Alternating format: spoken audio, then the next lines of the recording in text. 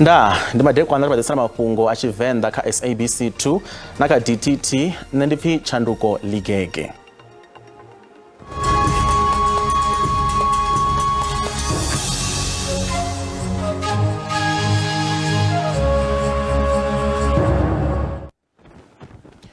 President Vho Cyril Ramaphosa vho pembelela ḓuvha ḽa mbofholowo namusi he vha ri a si tou takala fhedzi ndi u khwaṱhisedza zwe muvhuso wa fulufhedzisa vhadzulapo u bva tshe wa thoma nga ṅwaha wa gidi ḓaṱahefuṱaheina. President vho khwaṱhisedza uri zwe zwa fulufhedziswa nga muvhuso uyu wa demokirasi zwi ḓo swikelelwa.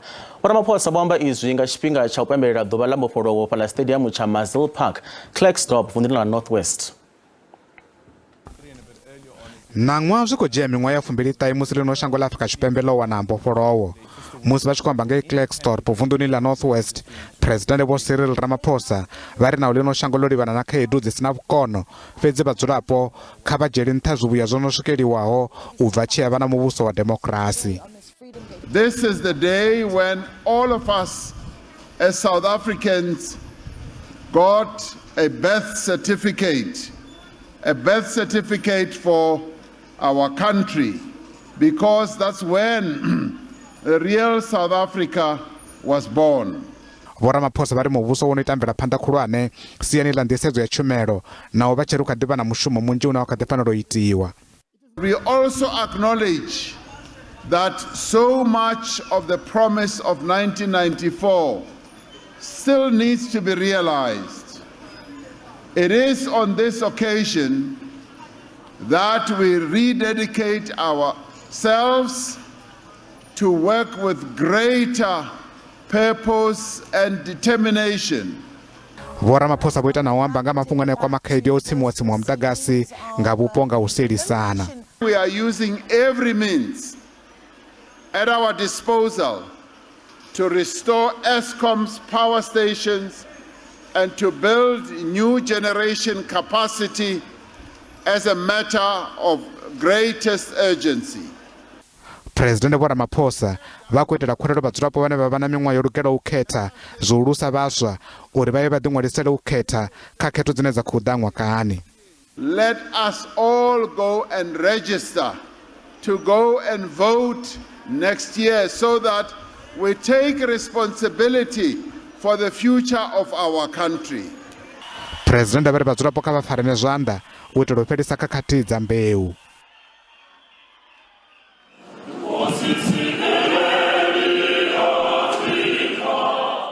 Musi Shazaralo, fano vunḓuni ḽa Gauteng naho ho sedzwa miṅwaha ya 29 yo fhiraho tshe mbofholowo ya swika kha ḽino shango. I can't really say we are free, especially as girls, because crime currently is rising, and when we see the number each and every day escalating, it's like we're not free enough to say what our voices are heard. Mutengo wa nṱha vhukuma wa badelwa une wa fanela u dzulela u humbuliwa sa nndwa khulwane ye ya vhuya ya lwiwa. As we celebrate this day, the cost of living is too high.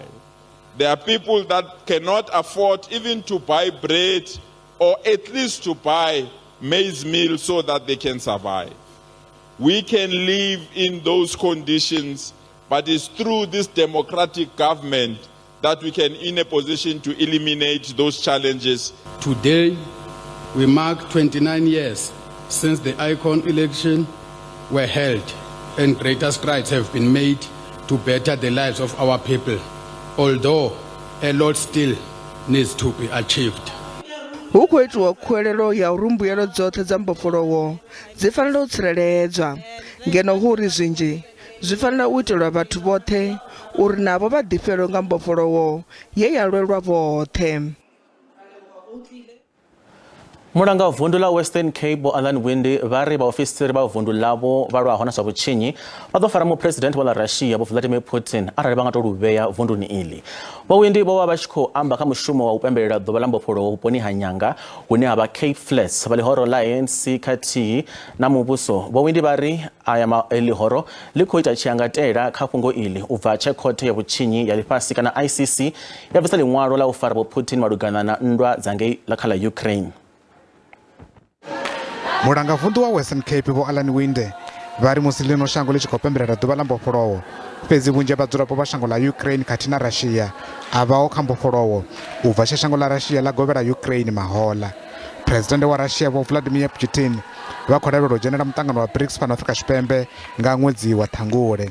Vho Winde vha ri ḽihoro ḽa ANC khathihi na muvhuso vha khou balelwa u dzhia vhuimo ho khwaṱhaho siani ḽa uri vha ḓo tevhedzana kana u sa tevhedza ndaela ya khothe ya vhutshinyi ha dzitshaka kana ICC malugana na u fara President Vho Putin. He needs to come to that court for the crimes that he has created and the pain that he has created for those millions of people in the Ukraine. Now guess what? That president is coming here. We have a warning for him here in this province. I see the president and the ANC are flip-flopping all over the place. Now they're going to support him, then they're not going to support him, then they're going to be part of the ICC, then they're not part of the ICC. There's no flip-flopping here in the Western Cape. If Vladimir Putin comes here, our law enforcement officers will arrest him and send him to the courts. Valihoro la DA vha khou ita tsumbo nga mbekanyamushumo yo engedzedzwaho ya u khwaṱhisa mulayo ine ya Philip kha zwine vha ri vho kona u khwaṱhisa ndingedzo dzavho dza u tsireledza vhadzulapo. Nga nnḓa zwenezwo vha ri mimasipala ine ya khou tshimbidzwa nga lihoro la DA i khou shuma zwavhuḓi siani ḽa u thusa vhashai na u fhelisa zwa u tsimiwa muḓagasi nga vhupo nga u sielisana. Cape Town is offering the most support for poor residents in South Africa.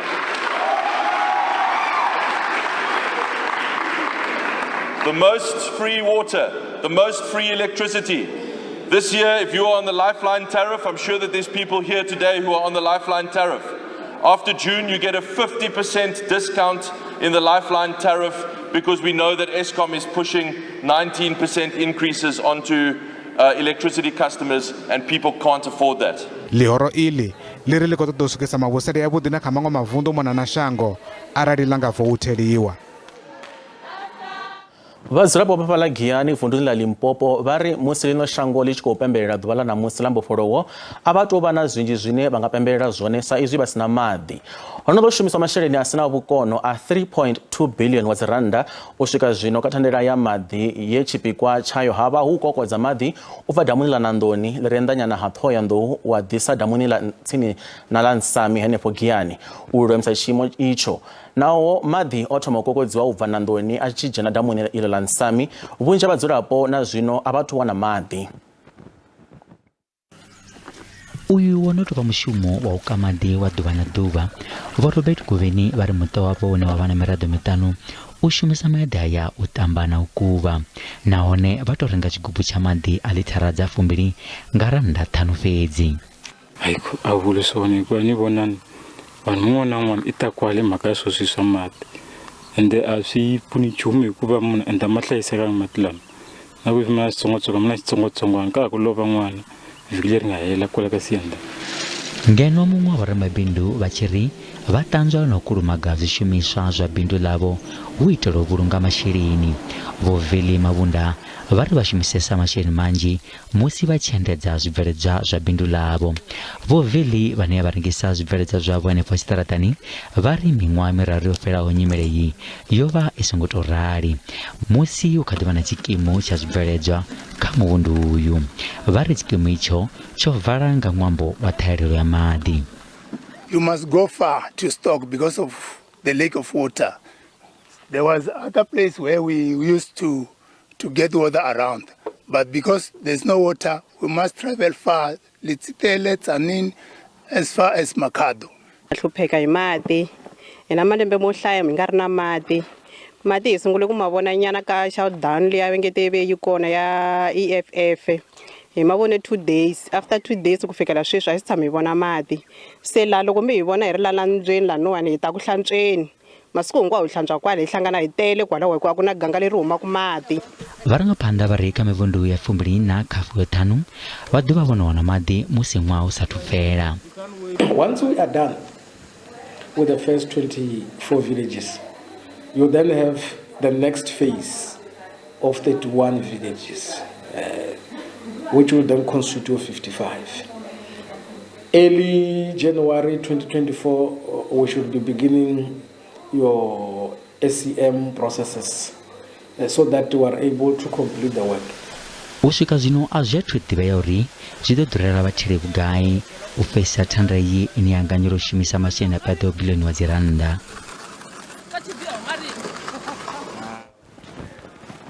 Zwa tshiṱalula kana khethano zwi tea u fhela. Uvhu ndi vhuḓipfi ha vhaswa vha ḓoroboni ya Kimberley musi ḽino shango ḽa Afrika Tshipembe ḽi tshi khou pembelela ḓuvha ḽa mbofholowo. Fhedzi vhunzhi ha vhaswa a vha na dzangalelo ḽa u khetha. Miṅwahani ya murahu ha ṅwaha wa gidi fuṱaheṱahe ina vhunzhi ha vhathu vha tshi tshila vha songo vhofholowa nga murahu muvhuso wa tshiṱalula. Musi ḽino shango ḽo wana mbofholowo hu tshi takutshedza muvhuso wa dimokirasi, vhadzulapo vho ḓiwana vha tshi kona u tshila vha na dzi pfanelo. Vhaswa vha vhupo ha Kimberley musi vha tshi khou pembelela ḓuvha iḽi ḽa mbofholowo vho amba zwi tevhelaho. Freedom Day means a lot to me because it's where the world got free, basically. Like it got free from segregation. People were oppressed. They couldn't voice out what they actually wanted. Freedom Day to me is the day that our country was freed from that and we got to break away from that. And also I feel like with Freedom Day also comes a responsibility. So we should know that on Freedom Day we don't just celebrate all of the sacrifices that our ancestors made for us in the past, but it also means that now we should take responsibility for our freedom. Musikhetho dza ṅwaha wa gidimbili fumbili ina dzi tshi khou sendela vhaswa vho amba vhuḓipfi ho fhambananaho zwi tshi kwama u khetha. Muṅwe wa vhaswa vhane vha lwela pfanelo dza vhaswa uri khaedu dzine vhaswa vha khou livhana nadzo dzi ngaho sa ṱhahelelo ya mishumo dzi sia vhaswa vha si tshena dzangalelo ḽa u ḓidzhenisa kha zwa polotiki. It's a time where I think a lot of people are yearning for change, and the social, economic, and political issues are in our faces every day. You know, it's concerns that we are confronted with on a daily basis, from load shedding to unemployment. There's a lot of issues that affect young people. Musi vhanzhi vha tshi khou tenda uri vho vhofholowa, vhaṅwe vha ri a vha vhoni vhundeme ha u pembelela ḓuvha iḽi sa izwi hu si na tsho no shandukaho kha matshilo avho. Ri a vhuya zwone zwino vha songo ṱutshela kule.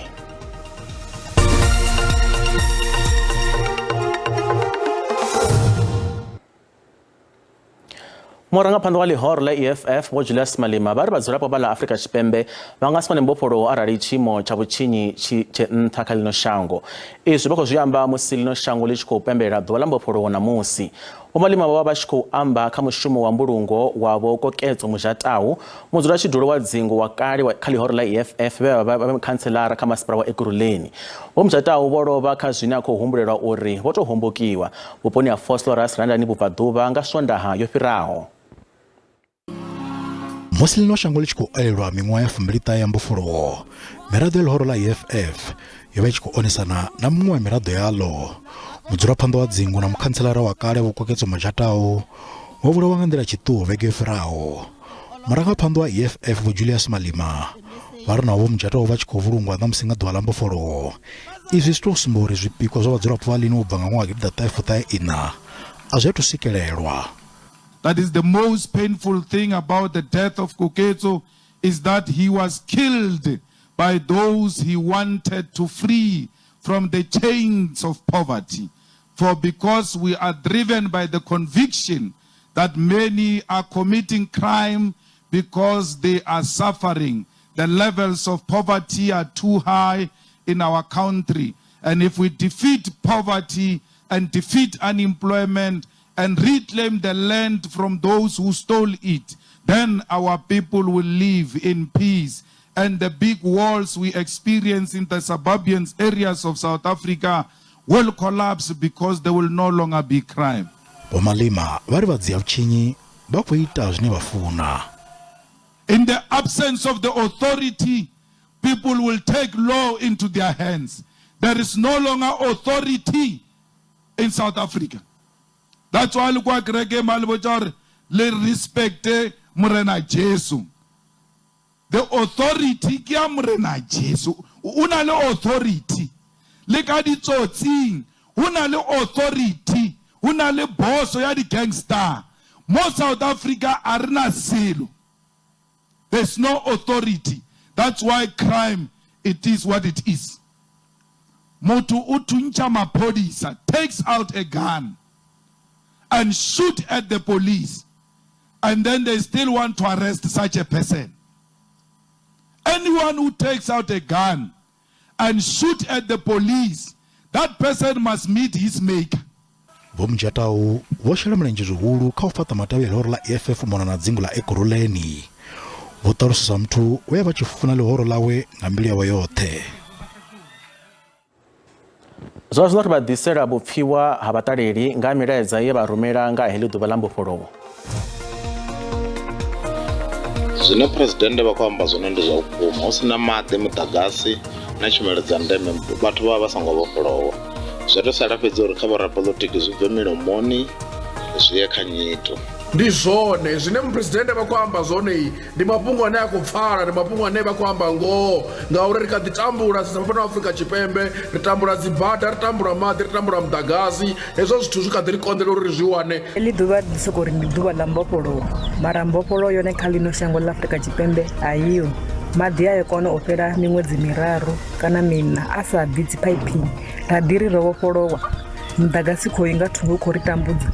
Nṋe mbofholowo u amba ngoho a huna ende a thi vhoni i ḓo dovha ya vha hone mbofholowo ngauri hoyu muvhuso washu wo ḓala vhukhurukhukaho ho ḓala tshandanguvhoni tshiḓivhana u sa vhavhalelana. Afrika Tshipembe ḽi tshe kule badi na u vhofholowa. Huna vhathu vhone khou ḓi tambula maḓi, huna vhathu vhone khou ḓi tambula muḓagasi na dzibada. Zwi tou sumbedza tshoṱhe uri a ri ho tsini na u vhofholowa hafho fhethu. Huna vhathu vhanzhi vhone khou kandekanyelwa pfanelo dzavho vhone khou tsikeledziwa. Hezwo zwi tou sumbedza tshoṱhe a ri ngo fara nḓila yone. Nṋe ndi vhona ḓuvha iḽi ḽa mbofholowo hu sa tou vha na zwinzhi zwine ḽa amba kha nṋe ndo sedza uri ikonomi i tshe zwanḓani zwa vhatshena. Ndi vhone vhane vha khou ḽa ngeno vharema vha khou tou ḽa damba. Nda dovha nda sedza khethululo nga mbeu. Zwi khou konḓa fhano Afrika Tshipembe uri vhafumakadzi vha vhe vhone vharangaphanḓa.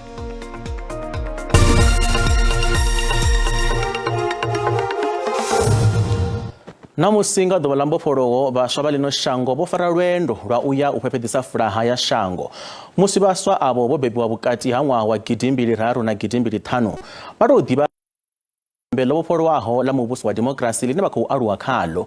Vhabebi na dzikhonani dzavho vho vha vho vha fhelekedza vhukavhamabufho ha dzitshaka ha OR Tambo musi vha tshi khou livha kha mitambo ya Confederation of African Athletics ngei kha ḽa Zambia. It's actually my first time representing the country and I'm quite excited for the journey and I'm feeling quite ready and yeah. So Africa's come a long way and to see the children today, you know, participating, it's good. They're growing up. Everybody's enjoying the new freedom in South Africa. My personal best is 226. I want to break Jacques Friday's junior world record this year of 232. So hopefully I can achieve that. Very, very excited. I think that I'm so blessed to be carrying this country on my shoulder that I really, really love. And I'm really hoping for the best. Everybody must be behind them. The team is ready, the youth. The under-20s, they are looking forward to raise the South African flag high in Zambia. Hendrik Mkhayetsi vopembelela mbofholowo nga gida taifuterathi musi vha tshi shela mulenzhe lwa u tou thoma kha mitambo ya dzi olimpiki vho imela shango ḽa havho. Ndi mbofholowo yeneyi ine vhoramitambo vha vhaswa vha khou i livhuwa musi na vhone vho pika u imela shango ḽa havho. Kha mutambo wa DStv Premiership we wa tambiwa zwone zwino vhukati ha Kaizer Chiefs na Chipa United. Kaizer Chiefs yo fhedza yo kunda nga tshikoro tshithihi kha gumba. Hokora Ashley Durez mafhungo ana musi o guma hanefha Jennifer Matsira o ri farela zwa mutsho apa madekwana vhuḓi nda.